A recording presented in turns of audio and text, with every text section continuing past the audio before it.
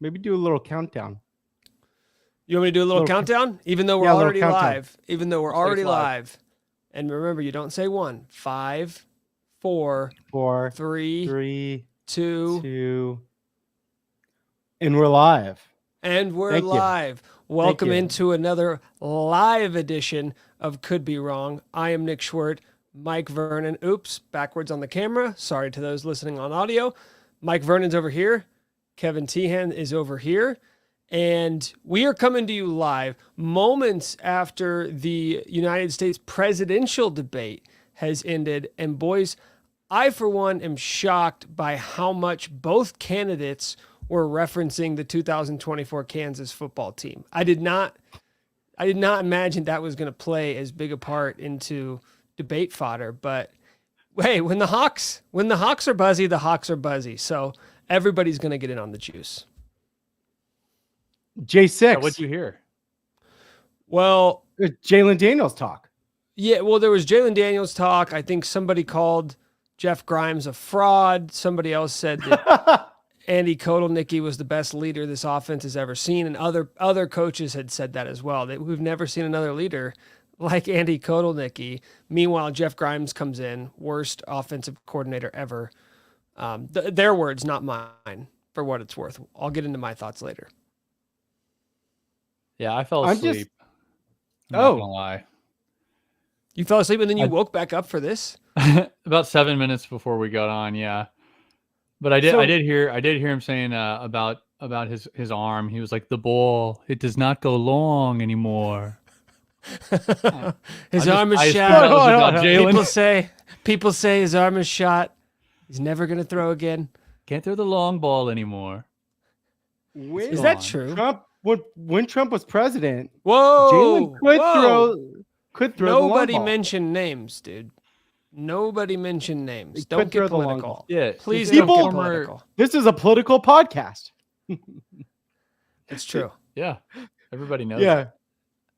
So we're going to get into a lot of things, mostly Kansas football related on tonight's episode. But I think we need to start a new tradition on this show.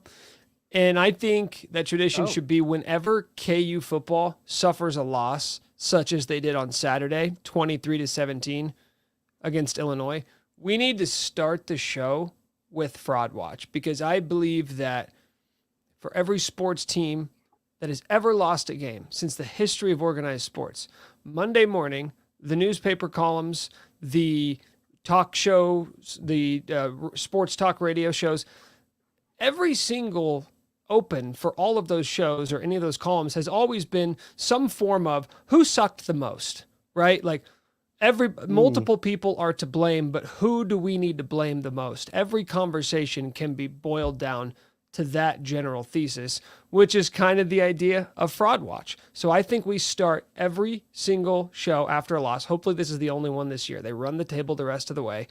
We start every single show after a loss with Fraud Watch, because I think there's a lot of potential candidates for this week's episode. Okay. I was busy typing a ticker again for those watching. Mike wasn't listening to what I said because he was busy. You wanted me to hashtag you want me to lead Fraud Watch 800 times. Would you like me to lead Fraud Watch? Yeah, Mike, who is the first candidate we are putting on Fraud Watch after KU's loss? We'll go obvious. We'll go Jeff Grimes, new offensive coordinator. I'm not going to get creative here. I'm not going to get cute. I'm not going to, sometimes you just got to run the ball. And for me, right now, running the ball is talking about Jeff Grimes. So, Jeff, welcome to the job, the OC job at KU.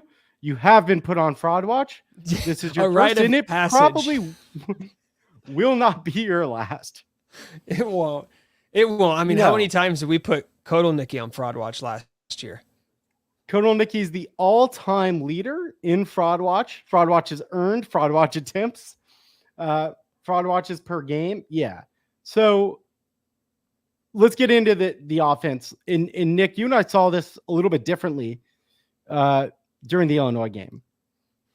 Well, we were texting back and forth during the game early, right? First half. Did you have a few beverages by chance?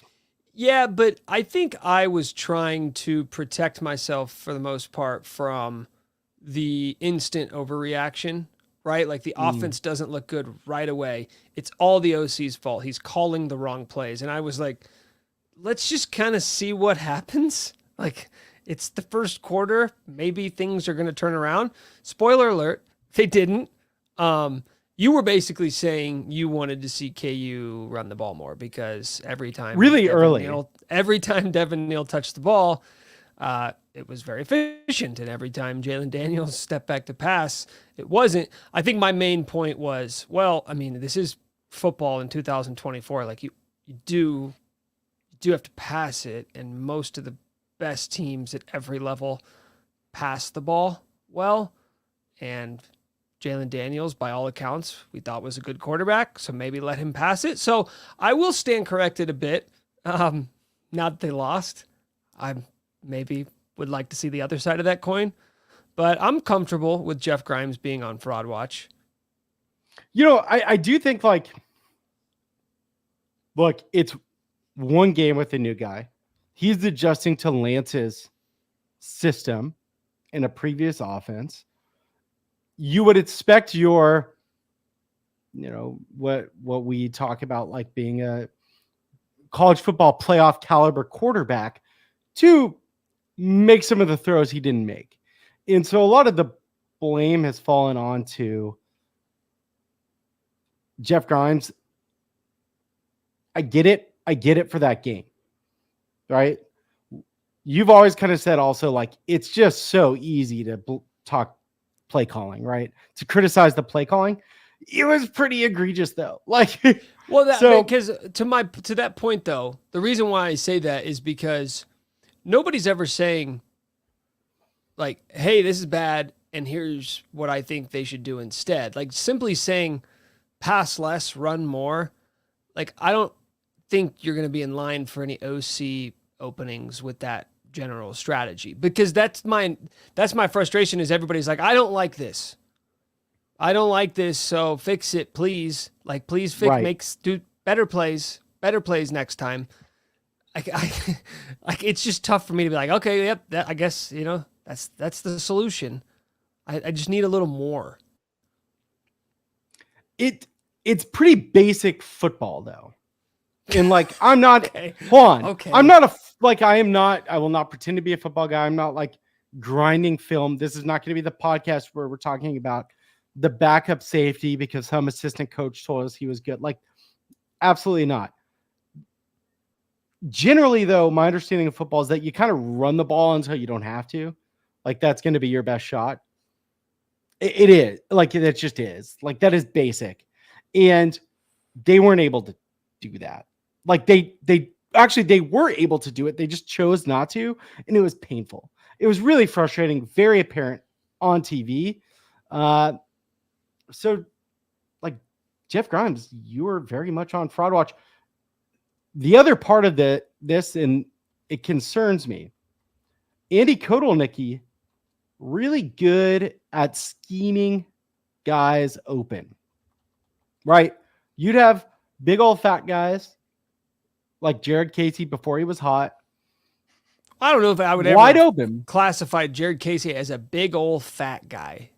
That's a tad look, disrespectful. it's hyperbole. He was awesome. He was sick. No, tastefully fat. Like, thick. Whatever. 2 C's. 3 C's. Yeah, like, yeah. Basically, dudes are wide open in the old offense. I think Jalen can sometimes struggle going through progressions. I didn't see many wide open dudes except for the one that Jalen missed on his interception, which isn't on Grimes. So, like, honestly, maybe the most looking ahead kind of concern to me, Jeff Grimes will be able to, like, watch that game, or maybe he won't, depending on what he said today, but then be like, okay, yeah, should probably run the ball. I'm concerned at the lack of scheming guys open. The receivers weren't getting separation. Yeah, I mean, I think that this is kind of two-pronged, and I don't want to spoil too much of who else could potentially be on Fraud Watch here. But specifically with Grimes, it's a tough spot to be in if you're an OC. If you're good and the results are good, you can do whatever you want. You can manufacture wins and productive offense however you want. Doesn't matter how it looks, doesn't matter who you use. If it works, it works. If it doesn't work, I mean, we are going to crush you for everything. That's just the job. And I'm not even defending Jeff Grimes because I'll be honest with you. I wasn't totally off Grimes in the immediate aftermath of the game.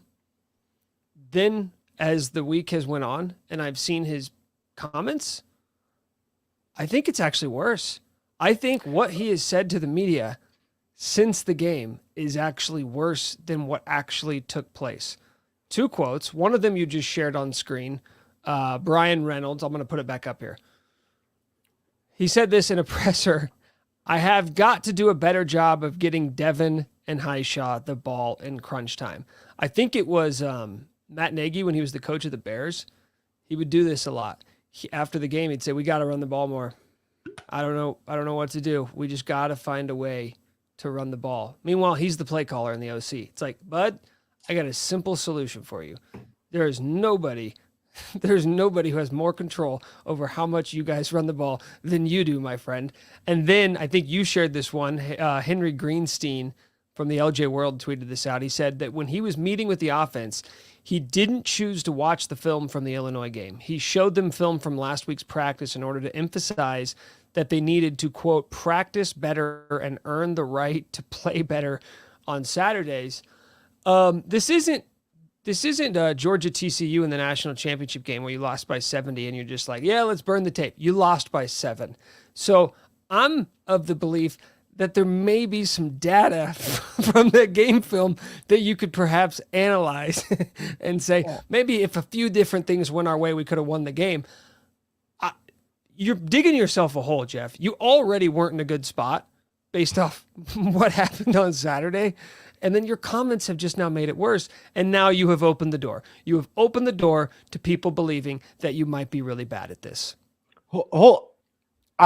I'm not falling asleep, by the way. I saw that. I'm dying inside hearing some of these quotes and hearing this approach. That's all that's happening. Yeah, so Nick and I are doing the takes, and Kevin's reacting, and his reaction, though probably not ideal for an audio format, not horrible for video, is to just go silent and be sad. I think that's what we're seeing hearing this. Are you getting worked up again? Can you take us through what you're thinking right now? No, you're just watching, those of you on video, you're watching the life force leave my body. You're watching the hope for this season, the dream season, leave my body. Non-conference game. So I don't know. Lance seems he feels like we can still do okay in Big 12 play, but I'm completely uninspired.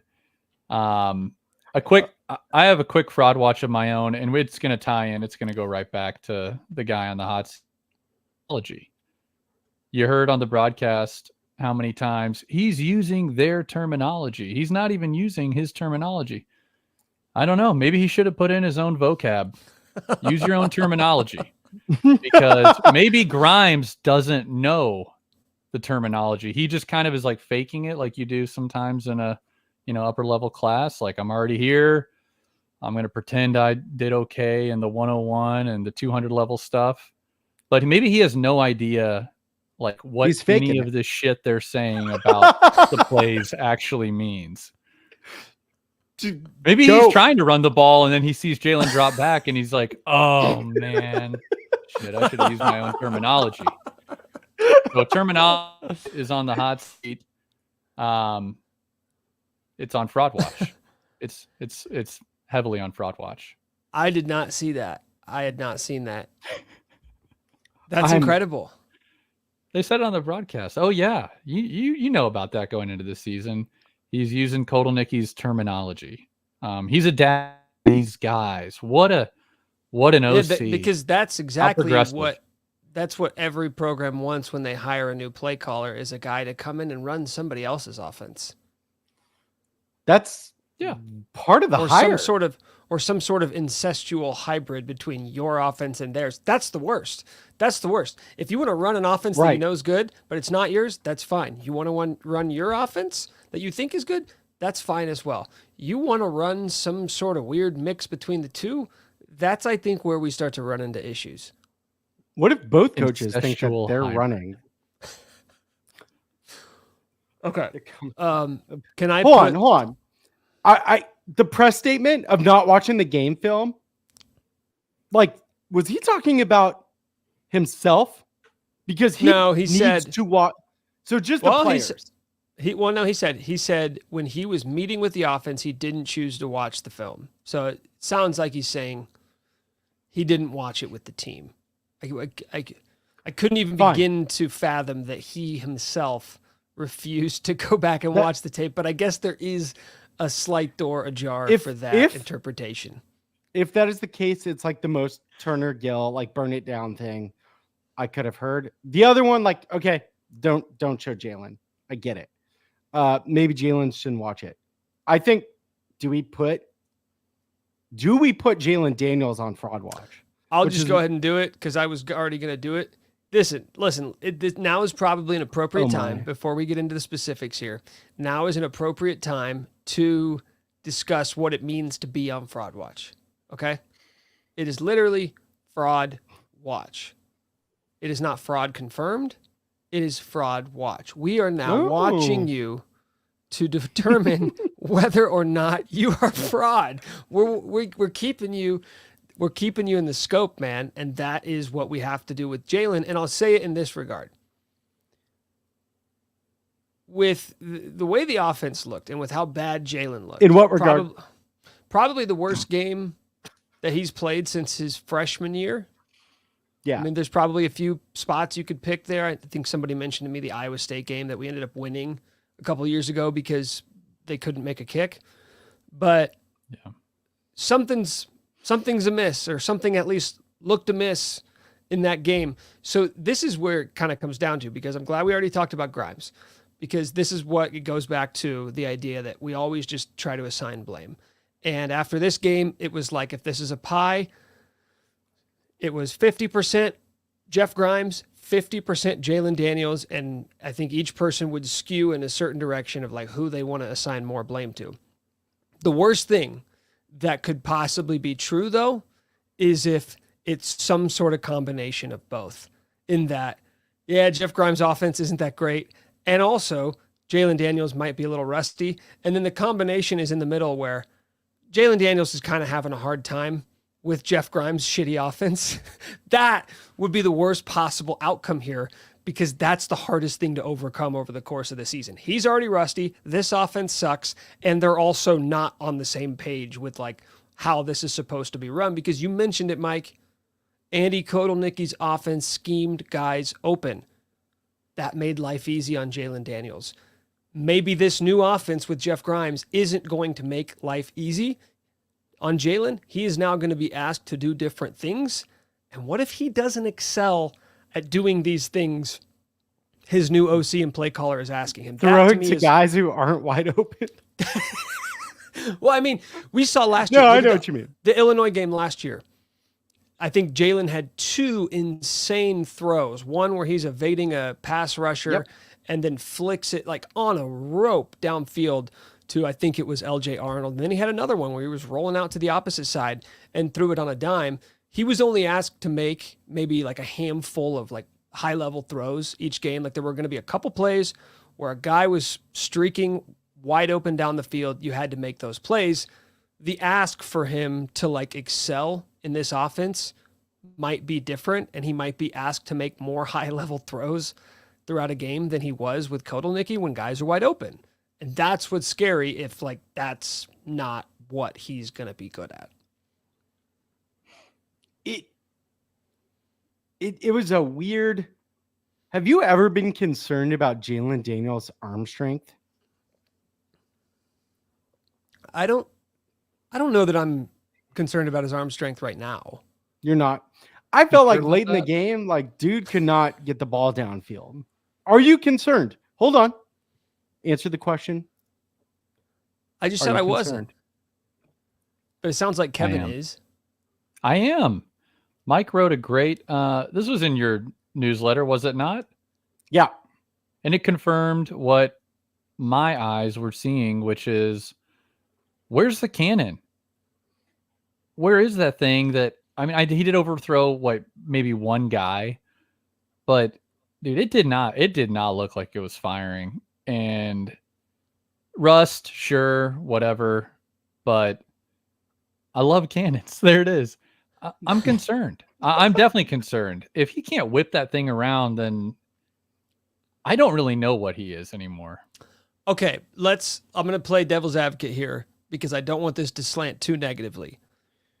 Please. If we're grading how concerned we are, if Jalen comes out against UNLV and makes a couple of incredible downfield throws, your concern about his arm strength is completely wiped away, right? Right. We got one game sample. We, like you said about the definition of fraud watch, what is our favorite thing to do? I think it's going to be, hopefully, to remove people off of fraud watch, to untag them. Oh. Maybe they can give us, I don't know what the opposite is. Hope. Dog watch. Sure. There was a comment earlier about dog watch, and I like dog watch. I like dog watch too, but I always on dog watch. In my head, I always had sick, rich, hot, badass mofo as the sort of other end of the spectrum to fraud watch. That's the ultimate. Right. That's the ultimate. And you only get one a week. That's true. Presumably. Because the reason why I asked about if Jalen balls out, especially with downfield throws versus UNLV, if that completely removes your concern, is because with Grimes and the offense, I'm not sure one good offensive game plan is going to make you think that he's the dude. No, I'll be all the way Jalen fast. Jalen has the built-up equity. Fast. We've seen him for 3+ years.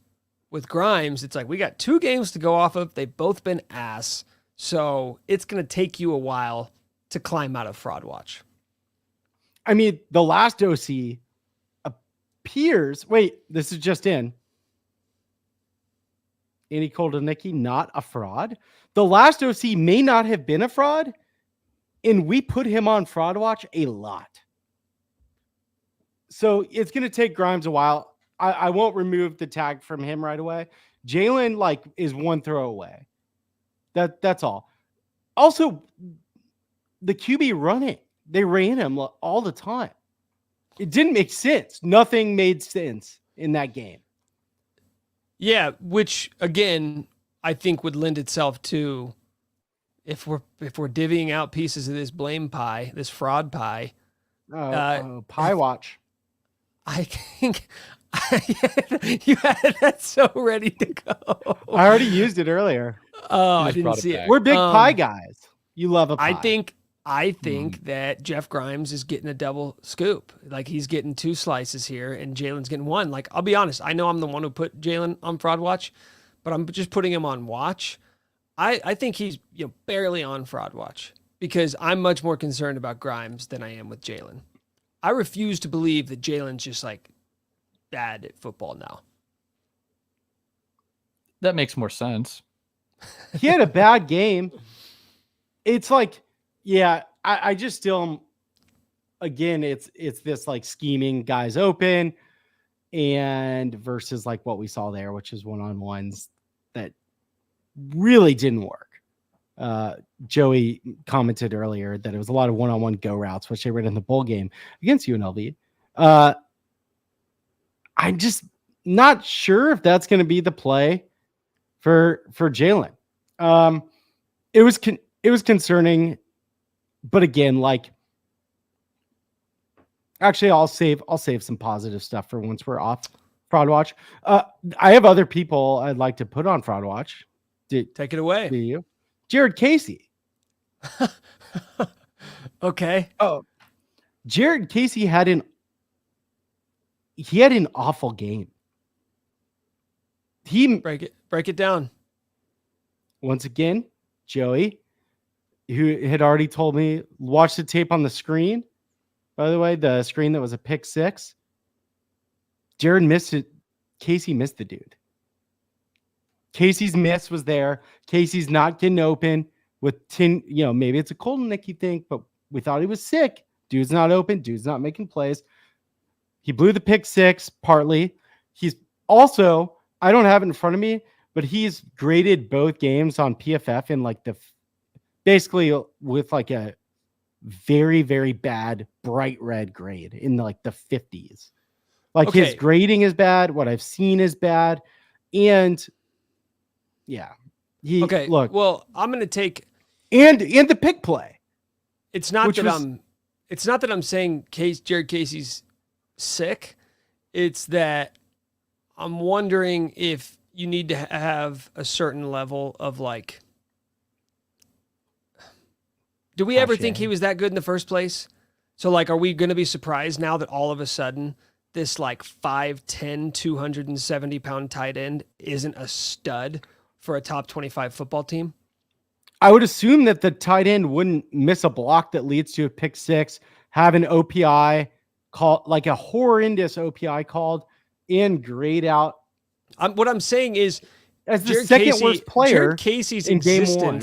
Jared Casey's existence as a starter for a top 25 team but can be credited solely to Andy Kotelnicki.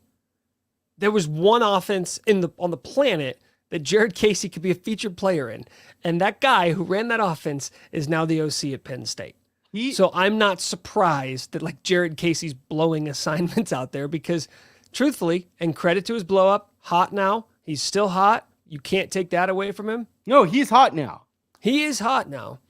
The hottest person on Fraud Watch. I just like refuse to believe that like we should be surprised that all of a sudden we're like, oh, this guy's no good. Come against on. Lindenwood. He's a worst fullback from Central Kansas. Against Lindenwood, then take him out of the game. He had the worst grade against, but that's on Grimes. But now we're coming back to Grimes. He had the worst grade for the offense against Lindenwood. How do you have a bad grade against? They don't adjust those grades for opponent, by the way. He had an awful grade then in the second worst against Illinois. Jalen had the worst. So he is, for people who watch every single play, think he's also really bad. Got to do something about this. He had a bad game, and also like the hotness makes me like this feels like feel less bad. Mike, you know what this feels like? This feels like when we're in Kansas basketball season this past year, and we get on here after a loss, and we just be like, "Got to get more from Timberlake. They got to start getting more from Timbo." I'm like, well, I don't think that's the issue. It's not going to happen too. Yeah. We're like, I don't think Timberlake is saving the season. For every game, we're going to come here and be like, just needed Jared Casey. Carter says Casey's a fullback, not a tight end. Playing a fullback then. If you relied on Casey, it's a bad game plan. I'm not saying they relied, but man, he's had 2 bad games. And he got hot. You reading that? I don't know why that cracks me up. Jared said need more jank minutes. That's a more jank classic minutes KU hoop. is the solution to every problem for any Kansas sports team. Team can't shoot, play jank. Do we have any other Fraud Watch nominees? Yeah, of course. Oh, you guys have any other? Well, I have Brett one, Bielema. but I want to save it for the end. Oh. Brett Bielema. Was that yours, Kevin? No. It wasn't. Go ahead. Okay. I'll do a quick Bielema. Like, I think that dude was cool at one point. There's a picture of him shirtless, drinking a beer. That seemed cool. Now he's got Illinois storming the field for beating Kansas. Dude's on Fraud Watch. I'm watching you. That was not a very good team. You sure we want to hold that against him based off our history of storming the field? No, live in the now. Could have been an ironic storm. Yeah.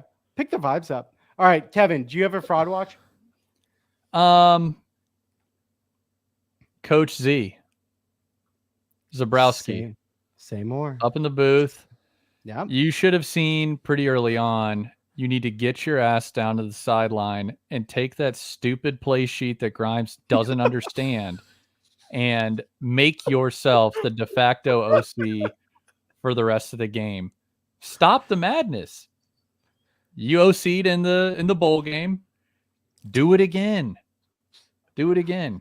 It's time. Maybe he knows Grimes is a fraud, so he's just like giving him the rope to hang himself with. He's like, no, you got this. You got this, Jeff. No, he's like, I swear, catch coach. on. You I know know, the I terms. just- He's like, I don't know what I'm doing. Please help me. He's like, you're fine. Yeah, you know the terminology, right? Don't answer that. Just go out there and perform. Get these guys, get some points on the board. He'll be the OC by week 4. This is Week so weird 4. too, because this is actually super weird. Because how long had Kotelnicki was with Leipold for 7 years prior to him taking the Kansas job, right? Or was it longer? Yeah, something like Because that. Borland's been with him for like 40 years.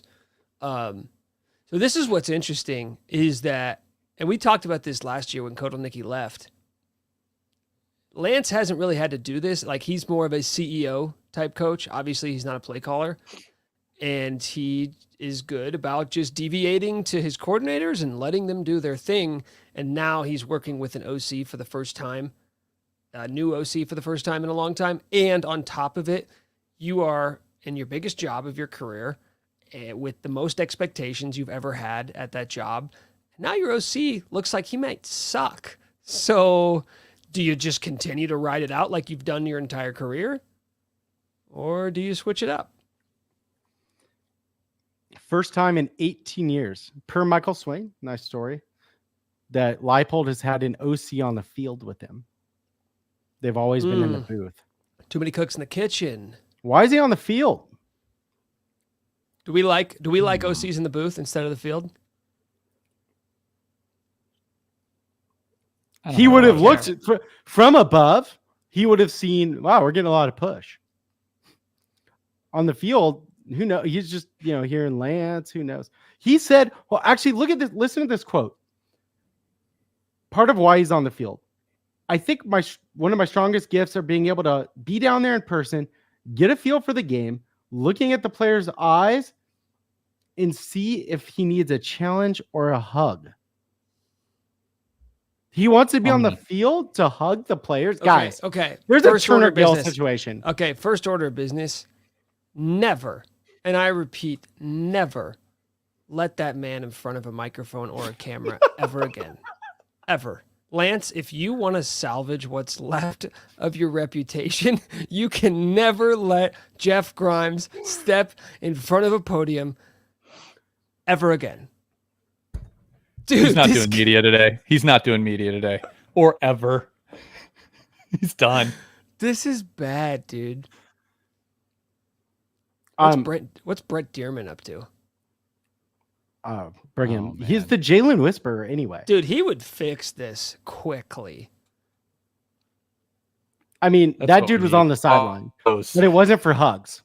It was to he'd be screaming at people. Children's Mercy Park, What was shirtless the in the thing he crowd. said? What was the catchphrase he made up? Bring your wheat or something? Get your wheat ready. Yeah. Get the Roll your he wheat. didn't quite he didn't quite get it, but we didn't care. Roll that wheat up. It's killing me. Do you guys have any more fraud watch? Because I have one, but I want it to be the last one. Do it. Okay. A lot of people have said this in the comments. Kelly Leipold's on fraud watch. The first lady of Kansas football is officially on fraud watch with the tweet that she may or may not have sent to Kirk Herbstreit, I believe it was, who was quote tweeting a video of the Nebraska-Colorado game and Nebraska. Thick video, by the way. Nebraska, second-year head coach, Matt Rule, Dylan Raiola, like #1 recruit in the country. They're very excited. They're very excited because they feel like they may have found something, and they packed the stadium for Dion and Shadur. And She replied to the tweet and said, and I'm paraphrasing here, Mike, you may have the exact quote, but she said, Allegedly. she allegedly said, I wish we were at a place that would pack the stadium like that. Right? Is that effectively what I she have it said? right here. It's crazy if we could only be at a place where the fans actually care to pack it. Okay. So I feel like this is the reason why I wanted to end Fraud Watch with this one, because I feel like this is going to open us up to a broader conversation about Lance Leipold and like his concerns about fan support. It's something we've talked about a lot on this show. And I'll be honest with you, I'm just so sick and tired of hearing about how the fans need to do more for this program that has effectively given them nothing over the course of the last 2 decades. I'll say 15 years, because 2 decades ago they won the Orange Bowl. Honestly, it's bordering on a little disrespectful to what KU fans have had to go through over the last 15 years. And the idea that because you've had 2 nice seasons at a program that was the laughingstock, it was the worst Power 5 football program in the country, the fact that like you've had 2 good years and you think that entitles you to like full stadiums and loyal fan support is ridiculous to me. It really is. And this is broader. And the reason why it annoys me is because this comes up a lot. Mike, you've said a lot that like you have heard that Lance Leipold is very invested, like he cares a lot about fan support. There's that article I saw it getting tweeted out earlier today. It was from, I think, his first year when they played a close game against somebody and they lost, and the fans were like cheering after the game. It was Oklahoma. They lost. They're clapping for losing. They're clapping for losing. And he's like, can you believe that? They're clapping because we played a close game. We've got to change that. It is starting to feel like this coach just like doesn't like anything about this fan base, and that everything we do is just wrong. We support you for playing a close game. Oh, we've got to change that. We don't show up enough to games. Oh, we've got to change that. And it feels like everything is just like another piece of ammunition for the point when he finally does leave and take another job and say, well, see, we told you he cared about fan support and you guys just didn't give it to him. You're asking to change the psychology of the most beaten down college football fan base in the country. And it's just silly to me.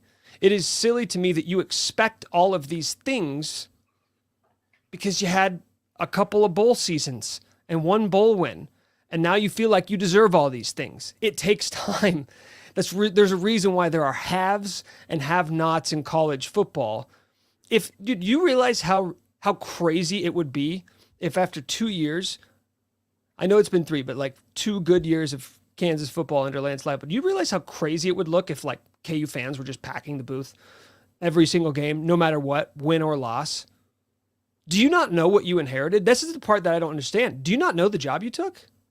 Did you not realize what you were inheriting and what it was going to take to get back to prominence, and the idea that like the fans aren't catching up with the success on the field? It's not enough. Do it for another year. Do it for another 3 years. Then maybe fans will start to change. You can't just like, oh, you're going to ask people to go to the games. Nothing makes me want to go to a football game less than people telling me I have to go. Or else, you have to go, or else, hey, conference realignment. Hey, Lance Leipold's he's an attractive coaching candidate. People will go to the games when they want to go to the games. People will go to the games when they have this built-up respect and the idea that this is going to be fun. This is a place I want to be. That's the only reason people go to games. There's maybe like 5% of fans who go to games because they're like, I got to support the program. People go to games because they want to go to games because they feel like that's the place they need to be, because that's where the fun's going to happen. KU hasn't done enough to earn that, and I'm sick and tired of people acting like they have. Nick, nobody should know what they were stepping into better. They talked about how he planned this presentation for the AD whenever he was interviewing. It sounded like he knew exactly what he was stepping into. And you'd think he would have some understanding of the apathy that you can't just, like you said, you can't just change it in 2 years. The Nebraska thing, I guess the video that Herb Street quote tweeted, why didn't they try to position themselves for that job? Is it simply because they thought that it was going to be Rule or somebody else and he was third on the list at best? But you should have campaigned for that job if that's the kind of job you want. I mean, those guys, Nebraska, they've been losers forever. They're just weird, and they do show up. I don't understand that. Wisconsin, it'd be easier to fill that They stadium. fire good coaches too, by the way. Yeah, sure. Yeah, Wisconsin, go play for those frozen cheese curds. I mean, just do it. Go up there, take one of those jobs. You supposedly knew exactly what this job was. And someone's comment, I can't remember who it was, but yeah, the foot out the door stuff, whether it's real or not, we're going to obviously operate as if that tweet was, I forgot to switch to my burner. Oops, Durant style or whoever. I mean, yeah, it's defeating. It's defeating to know that they're just looking at this thing side eye while they're in the middle of it. I'm sad again. We see this a little differently, but everything you said is valid. Like, I don't disagree with the points you just made. My fear, and that I've kind of been saying over and over again, is in our season like preview pod, was expectations are pretty out of whack, especially on Twitter. People think it's playoff or bust. And the second adversity hits, people are going to freak out. And Lance, every indication, every sign is that he cares a lot about this, but he also wants to build it into a Nebraska. He wants to be a Wisconsin. I don't think that's a bad thing either. So I want a coach that does get pissed about things that KU could be better at. Now, and so I've kind of taken this like alleged tweet that was really poorly timed. Like really, really poorly timed. But like trying to look at the point here, which is that like, yeah, they do want that. We should want it too. And the other thing is that I've kind of pointed at is like the stakes are higher in college athletics now than they used to be. And it's asking a lot on the fans. It's asking a lot. NIL, stadium, mostly NIL, stadium, expensive tickets, right? It's got to be exhausting. I think it's probably exhausting for them too. And this team's going to face adversity. New challenges come with success too. And I just think it's so important to support a 7 or 8 win KU football team like we would have a year ago. And so kind of go but big here's the picture problem. Okay, but here's the issue I have with that line of thinking. The idea that like expectations play a factor in this. If we went into the season, That's my fear. Okay, that's fine, but let's explore that. If we went into the season thinking this was a 6-win football team, and they started the season exactly how they did, they beat Lindenwood, they lose to Illinois, how would that have any impact on like fans coming to the stadium? You think because expectations are lower, you're going to sell more tickets? I don't think that's how it works. And the idea that like, okay, you want to build this into something fantastic. I would love nothing more than to watch Lance Leipold stay here for the next 15 years and like build this into a respectable football program. Nebraska, Wisconsin, you'll never be that. You'll never be that. So let's just stop that conversation. Nebraska, we can talk about how bad they've been lately. Under Tom Osborne, they were one of the most dominant football programs in the country for a long time. They won 1 million conference titles. They won like 5 or 6 national championships. So okay, you want to beat Nebraska? Like, that's what it takes. That's what it takes. That's the reason why in an exciting year with enthusiasm that they're filling the stadium. It's not just because people are crazy and they love football. It's because they have an incredible tradition that Kansas doesn't. All right.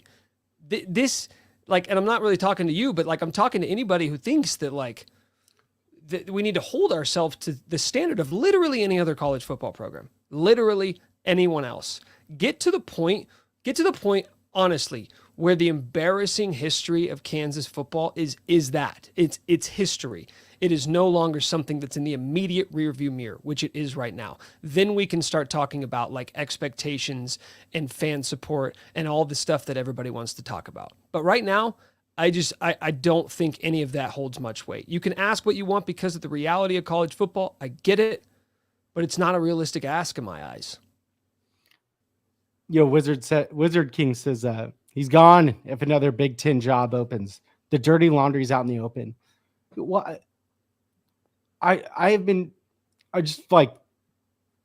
saying every chance I can that like gotta support the program and stuff. This has been part of the narrative. He can't, like, this is part of Lance Leipold. Like, there's gonna be good and bad with a coach that is gonna try to like scrape and claw to get resources away from Kansas basketball like program and department.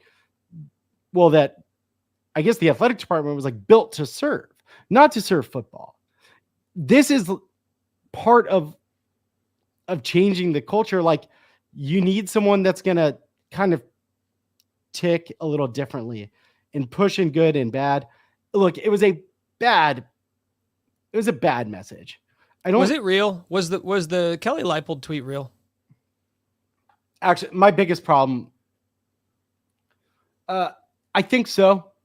Yeah, I think so. Every sign and indication. Yeah. And there was someone like on the Discord who I know personally that was like, yeah, I saw it live. They screenshotted it like an hour before it went on Twitter. So like, yeah, probably real. Fine. Okay. A mistake happened. It was a poorly timed mistake. The double down. I don't even know if we want to read the, like, this is a mistake or not true. Actually, it was the part that's like, don't kind of like, if you're going to mention don't it, spit on our face, and I'll put it out. If you're going to mention it, you should probably give the full context of what you're talking about. Oh, you're such a I got it right here. Thank you, Kevin. Can you read it? At Kelly Leipold, I have been informed there was a post made supposedly from my account. This is not accurate. Let's all focus on helping our Jayhawks get back on the winning track Friday night. # Rock Chalk. Yeah. Yeah. So my suckbag loser of the week is Lance Leipold's agent, Brian Harlan. Oof.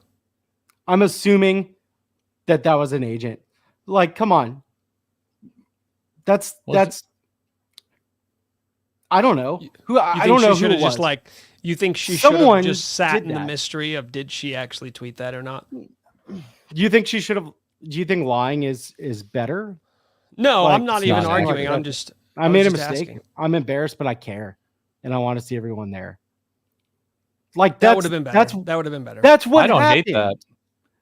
Right? I actually was thinking, like, I don't even know how she could have recovered from that. That would have been a really graceful way, because whenever you sent that in the group chat, or someone did, I was like, is that real? I like it really, because it hurt my feelings. It did not feel good to see that. It was like, that can't be real, because it's really, really mean. Yeah. I think that, because that's the part that's kind of, yeah, she sent the tweet, is that the biggest deal in the world? No. But it's a part of a bigger thing, a bigger conversation, which is that Lance Leipold, like, is this the things that he goes home and talks to his wife about? Like, the fans. Like, if only we could get more fans in the stadium. Like, you said he cares. You've said this many times, Mike. It's something that he cares a lot about, fan support. Clearly. I'm bordering on feeling like, dude, focus on other things. This is not worth your time. And if it is, and I'll probably be the first and only person to say this is probably where I take the take too far, But like, if this is what you care about so much, if this is Don't the do most it. important thing, then go somewhere else because it's just not part of the DNA right now. You can stay here and build it and understand that that build takes time, takes a lot of time. But it's like, it's something you need right now. Then just like stop flirting with this idea every offseason. That's like, oh, is he going to leave? Is he going to stay? If that's what you care about, then like, there are other places you can get it that you in spades that you won't at Kansas. The counterpoint to that is that, or the leaving is like, it literally got half a stadium built. Like he put that in his contract, which mattered. But that's the point. No, he used that. I can't take that. I can't. In NIL money. No, you can frame it that way if you want. Here's another way to frame it. KU has paid you very well. They are building you a new stadium. Now, if you want to give Lance Leipold all the credit for that, go right ahead. I'm not going to really argue. They're building you a new stadium. They continue to give you raises. And you're still just like, but the fans. But we need more fans. But like, how much do you need? This is Kansas. You are at Kansas. You came from Buffalo. All right? Like the idea that you're just going to like leverage every last inch of what you think you need to win at Kansas. It's like the act is wearing a little thin, frankly. It does wear thin. I think that's fair, but you kind of need, again, to turn it around. Like it might have taken someone who is going to push this hard and be this fiery and care about every little thing like this. So the other side of this is like Lance hasn't been here before. You've got a D3 coach really kind of entering the big time for the first time. It's not going to be perfect. You know, it was KU's first year of going back to back undefeated in non-conference play since Mangino never did it. Like, let's put it that way. So since before Mangino, again, like this is new territory. It's not going to be, I mean, unless he's about to go on a Nick Saban run, this thing's not going to be a straight line. Where's my camera? It's not going to be a straight line to success. There's going to be some up and down. And ideally, like it sent Twitter into panic mode. And it was frustrating. That's what Twitter does. Again, like bad timing, bad tone, bad response. But the message, like, I want a coach that's going to care and be this fiery and push like that. So I just, it kind of comes with it, I guess, is some of my argument. Someone, who wants to build this thing. I'm not linear. Should we pivot to some more positive thoughts and then maybe finish with some UNLV talk, or do you guys want to get a little more negative? You guys want to get more negative? No. Can't. So okay, all right. Kevin doesn't like to go to bed mad. That's so true. You know, we were roommates. No, we're gonna end this. Dream season is gonna be back. We're gonna be dancing together on camera. It'll be great. I'm not sure we get there. Okay, really let's good save conversation. Thank you. Yes, let's save the season right now, though. Okay, KU is 1-1. So let's do a little game of things that don't suck. All right, that's the name of the game. Just created it right now. First thing that doesn't suck is that Illinois is not in the Big 12, guys. Illinois is not in the Big 12. KU is still undefeated in conference play, and their path to the college football playoff remains unaltered. Run the table, win the Big 12, beat Utah or K-State by 1,000 in the conference championship game. Yes. Get a first-round bye. Let Jalen's arm get a little more loose. Maybe he could add a little extra 5-10 yards on that throw power. And, shock the world in the college football playoff. Boom. I just saved the season. You're welcome. Thank you. Yeah, you did. I skipped a few steps, but you get the gist. Fans pack house. Kelly Leipold crowd surfs. I'm cool with it. Ideally, I'm all for it. we'll come to Jesus on whatever happened that night, but like, come on. Just a couple things to point out. Last year, Big 12 championship game, Oklahoma State was in it, right?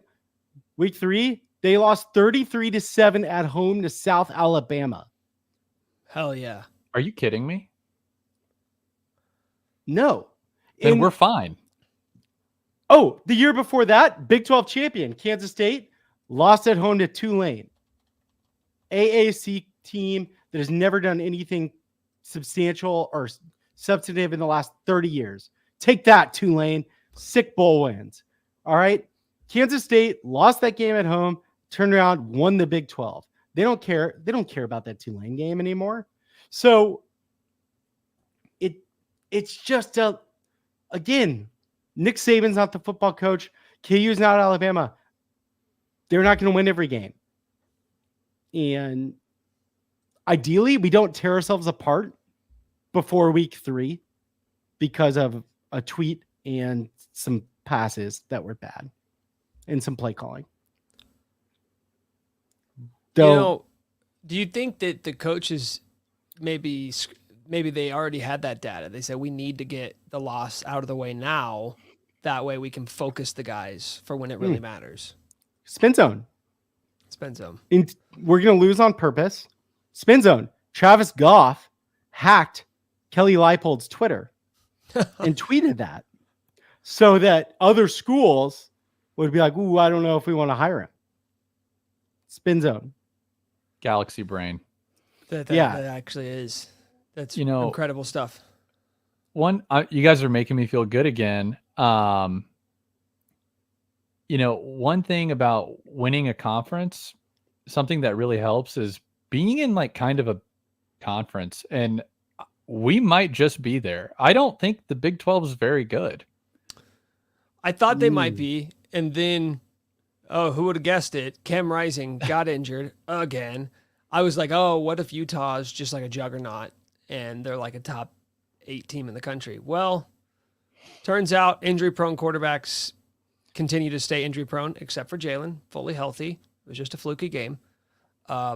I don't know who the big bad wolf. I'm sure somebody will emerge over the next like month and a half, and we'll go, okay, that team looks pretty tough. But in terms of like overall roster talent, Utah's the only team that I feel like fits that bill. Mm-hmm. There's nobody else I look at or I've seen so far and said, I'm not sure if the Hawks have the guys to hang with them. Arizona State has had a strong start, beat Mississippi State. Okie State beat Arkansas in a close one. Iowa State beat Iowa. Arizona, who they've won their games.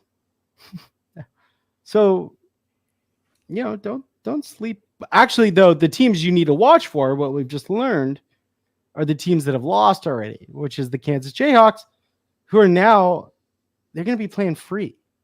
Yeah, they've already dealt with the adversity. Yeah, look out for Kansas and look the F out for Texas Tech. Yes. Scary. The Buffs. I have another. I have something else that doesn't suck objectively. Devin Neal. Neal is averaging almost 10 yards per carry through 2 games. We can get into why he hasn't had more carries. I would probably be willing to see that average go down a little bit if it resulted in more yards, and more touches, and perhaps more touchdowns. But one thing we know unequivocally is that this guy is still really, really good. You may have like a top 5 running back in college football. So maybe that's something Grimes leans into as he tries to figure out the terminology of this new playbook. Hey, I pulled every single play from the KU game, from the Illinois game, and every play from last season too. I'm doing some hard numby crunching.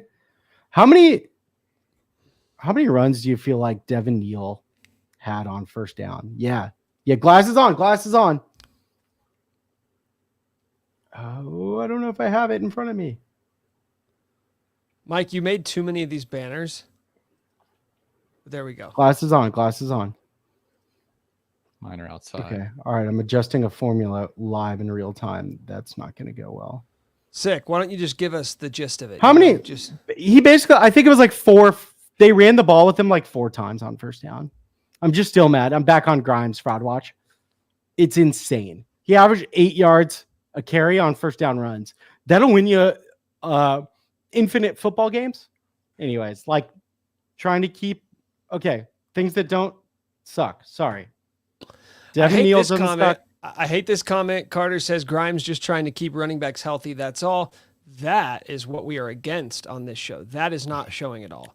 We talked about this last year, and honestly, the show it all movement is stronger than ever after the loss, because you can talk about not showing it all when you're winning conference games or non-conference games, but you're not winning by enough, and be like, oh, they should show it more. And they're like, no, they're winning. This is why you always show it, folks, because you fuck around and you get cute and you don't show it all, and then you lose on the road by a touchdown to a team that you should have beaten. And that is why we show it all. Show It All was born out of this. I have a feeling. It was born from last year. Okay. Yeah. This is a good transition. Okay. Final segment, Mike. No take backs. The defense doesn't suck. Okay. Okay, fine. Whoa. Okay. I'll give you guys You're one going more. straight into it? I was gonna. This is so quick. It's so quick, but this is going to do it. Black jerseys. Black jerseys. Don't That's suck. going to get this back on track. I like the That's vibes. Yeah, I like the vibes there. That's it. But this is my whole point. This is why I want to get into the UNLV game. I have a feeling the Hawks are going to show a lot. They're going to show all of it against UNLV.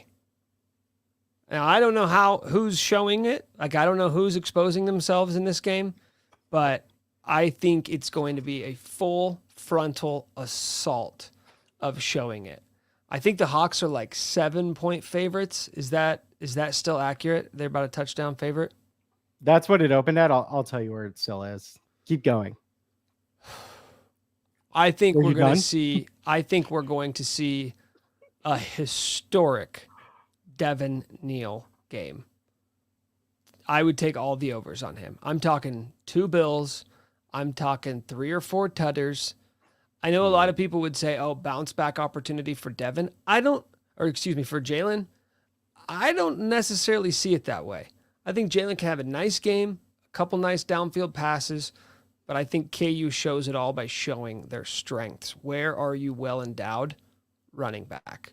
Big Devin Neal game coming versus UNLV. You want Devin Neal to literally just be in pain on Sunday. Pain is not the right word. You want Devin Neal to, like 50 carries NCAA before they put no fatigue on. Yeah, I mean, dude, I saw Samaje Perine rush for 5 touchdowns and like 500 yards and break every record against KU. He's fine. Everyone's always like, oh, you got to keep him healthy. Derrick Henry averaged like 76 rushing attempts per game in high school. He's like 35 and he's still going. He's still cashing checks in the NFL as a starting running back. So I don't want to hear any more about keeping guys healthy. I don't want to hear it. This is it. Like, your season, the dream season is on the line. Has anybody informed this coaching staff of what's at stake right now?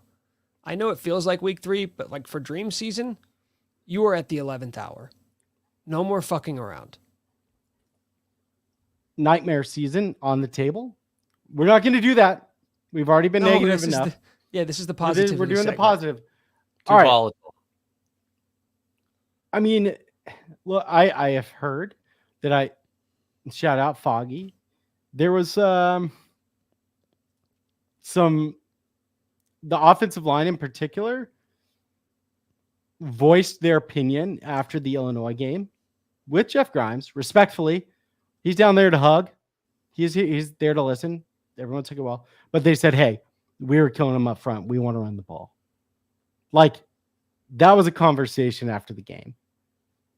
So I do think they're going to come show it all. And also, if you've ever watched Friday Night Lights, You do not mess with the coach's wife.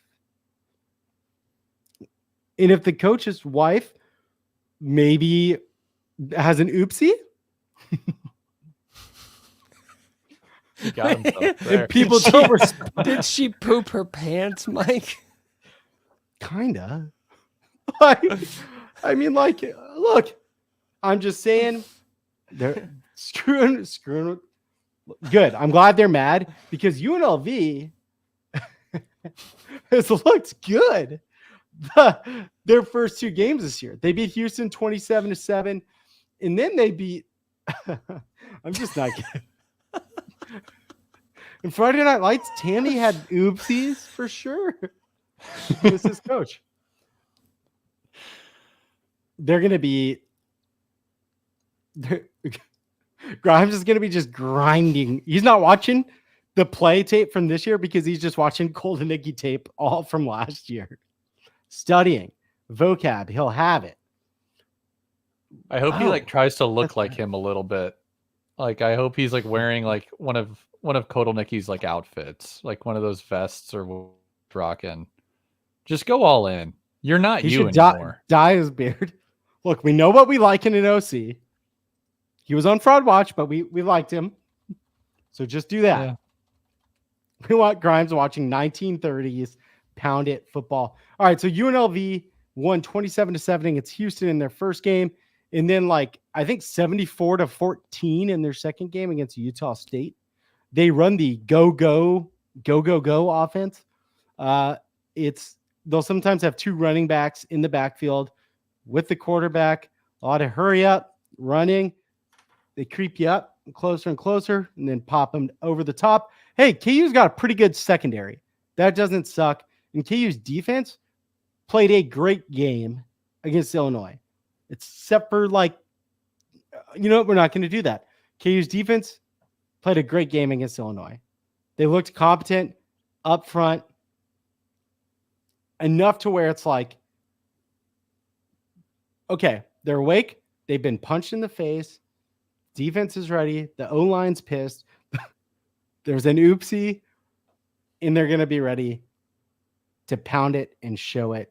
And Devin Neal, zillion carries, million seat carries, million carry game. What's the right Million version carry of this, Devin. please? Million carry Neal. Million carry Neal. Utah State, vaunted team, by the way, maybe lost their head coach before fall camp. Unclear if that's true or not. What do you expect? What will make you feel better? What do you need to see that says, okay, we saved the season? I don't even need like a big win. I don't need like a 30-point win. I don't need a 20-point win. I need Kansas to look like the Kansas team we thought they were going to be. I need them to look like an extremely potent and efficient offense. That's it. I'm not worried about Devin. I'm not worried about the running game. I'm not worried about the defense. I'm not worried about Jalen. I want to see just a good offensive performance. If KU can go out there and score 35 points, I don't care if they win 35-34. Just show me that. More. 42? 60. Do you care? So you won't care if the defense is just back to being horrible. If the offense is good, you're like, okay. No, I'm serious though. Hypothetical me. Yes, because you just okay. Because just for fun. The path for Kansas, whatever you thought like your goals were for them for this season, your expectations, linear. The path to getting there was by having one of the best offenses in the country. I don't care how good the defense is. If the offense isn't the offense we thought they were, they're not winning the Big 12. They're not going to be a threat to go to the Big 12 championship game or the college football playoff. They're not going to win 10 games. The offense has to be one of the top 15, 20 offenses in the country for them to be like, because the alternative is so unlikely that it's like, hey, the offense actually sucks, but the defense is great now. For them to completely flip the script for an entire season, I just don't think that that's very realistic. So I just want to see the offense come out, look potent. I don't need a huge Jalen game. Just give me like a prototypical Jalen game where he goes, 17 of 23 for 240 yards and 2 touchdowns, and then you have a dominant rushing attack. That is what I want to see versus UNLV. Kev, what'll make you what'll bring life back into you? What do you hope we're talking about Friday night? Yeah, I mean, Nick, great points per usual. I want to win by 2 scores. I want to win by 14. I think even if it's not a big offensive showing, I mean, it's going to have to be decent to win by 14, but just strong win. We need that. We deserve that. I don't even care if KU wins. I just want a full stadium. All right. That's a joke. That's a joke. Well, that's it for tonight, folks. Yeah. Make sure you subscribe, rate, and review. Make sure you smash that subscribe button. I have a sick, rich, hot, badass mofo of the week. So do I. Ooh. Oh, we have multiple sick, rich, hot, badass mofos of the week. We'll land on one. We'll land on one. Yours is probably better. Can I go? Disagree. Yeah, go. Okay. Hear me out. Kelly Leipold. Okay. She's rich. They got a huge raise. She's kind of badass. I mean, she is fiery. She gets after it. The other parts, I don't know. But I like it. It sucked to read. But I like that she is fiery. She's fiery as hell. You've seen her after some of the wins. I mean, she's intense. And maybe, just maybe, that burner intended tweet is what gets these guys back on track. Sick, rich, hot, badass mofo of the week. It was a plant. Kelly Leipold. The players are now motivated by Kelly Leipold's tweet. In a weird way. In a weird backwards way. Sick for making me sad and hurting my feelings, Jared Kelly. I couldn't agree more. Yeah. She is sick. The championship DVD. You like to be dominated. You like, a strong, powerful woman. No. Especially in that demographic. Oh yeah. No, what, Mike? What are you guys saying right now? What are you saying? We're talking football. What are you? Yeah. No.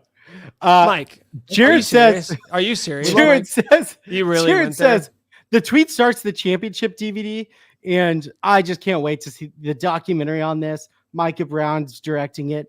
They interview Matt Tate. He's like, it definitely wasn't her who tweeted it. Like that's how that's gonna go. Sorry, I think the way it starts is that it's her in like a leather chair, and she is looking down at the iPad, kind of Last Dance Michael Jordan style, and she's like, and she retweet, and then she looks at the camera and she goes, "Yeah, that was me. I knew what I was doing." I know she's from Wisconsin, but I couldn't pick Kelly Leipold out of a lineup, but I like to think of her as like Sandra Bullock Blindside, just sassy Southern woman. Don't take no flack from nobody. Just I already compared her to a character. A Southern woman from Wisconsin. I sure am sorry about sending that tweet where I definitely didn't send it. I sure am sorry that saying you're all shitty fans. Who is your sick, rich, hot badass? Who wrote the second tweet? I want more of this. Who wrote that tweet? What were they thinking? I fucking said it. That sounded Irish. Wisconsin's eerily close to Irish. I'm sorry you're all shitbag fans and you don't know how to show up to football games like Nebraska does. And I'm sorry about that. Put your asses in the seats, yeah. Problem solved. No. What? This has been a long con. Travis Goff was like exhausted from the coaching search this offseason, and he planted this. And he made sure that those down in the Florida Gators, anyone with jobs, getting his Jared says That's what I'm laughing at. pot of gold.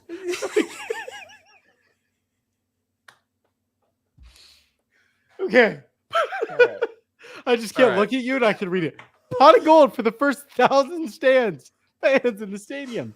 Pot of gold for the first 1,000 fans in the stadium. Good. That'll get fans there. Oh, that one got me worse. That one got me worse than the Osama bin Laden one. Maybe published tweet, planned tweet, scheduled tweet from the Saudis themselves trying to get NIL money into KU. Yeah, perhaps. I guess my sick rich hot badass mofo of the week is Curtis Townsend. Why? Because his Twitter history is just looking up right now. Yeah. He looks great. Yeah.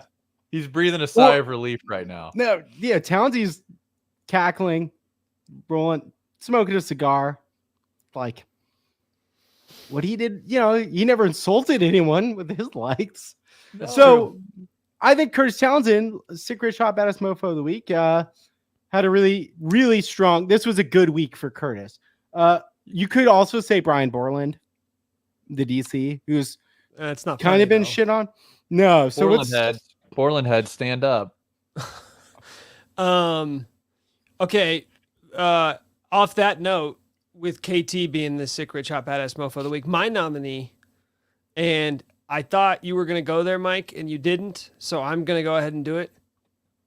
It's Cindy Self. Cindy Self, been here since 2004, 20 years, not one controversial tweet, not one controversial statement. That is the true first lady of Kansas athletics. She knows how to hold it down. She the GOAT. Cindy Self. Hats off to you. How many bowl wins does she have? How many new stadiums does she have? No, Cindy. How many national titles does she have? Only conference 2 championships. Only 2. Yeah. She's a warrior. Show some respect. No, that's a good one. She's a legend. What about Andy Kotelnicki? Never looked better. Andy got paid. No, still on Fraud Watch. They were struggling against Bowling Green, actually. Yeah, I was about to say they reupholstered Bowling Green. I mean, they didn't reupholster Bowling Green. I know. That's what I'm saying. They hung in there. And like Drew Aller doesn't look great. I thought Andy Kotelnicki was supposed to be the quarterback whisperer. So let's wait. Let's wait and see before we take him off Fraud Watch. I want to find more sick, rich, hot, badass mofos. How about instead of that, we end the show? I feel like we've kind of hit on everything. It doesn't feel like there's much more to discuss. And I know if I let you go any longer, 5 more seconds could mean 15 more minutes. So I think this is a good stopping point. For some people, they think they're going to have 15 minutes and it's 5 seconds. So Right. It's the other way around. It's the other way around, though, on this show. Guys, thank you. We stand with them. Thanks to everybody for watching and listening. Subscribe, rate, and review wherever you get your podcasts. Go Hawks. We'll see you next week. We're going to save the season. Already did.